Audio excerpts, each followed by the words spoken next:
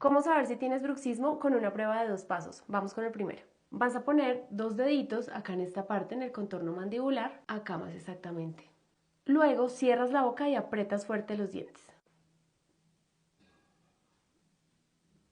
Si sientes que en esta parte el músculo empujaba fuerte tus dedos, quiere decir que sí tienes bruxismo. Ahora, en este caso, por ejemplo, yo no tengo bruxismo, entonces como puedes ver, no empujaba fuerte mis dedos. Vamos con la segunda. Vamos a verificar cómo está la apertura de tu boca. Entonces vas a tomar estos 4 dedos y los vas a introducir. Deben entrar así en tu boca, si todo está bien.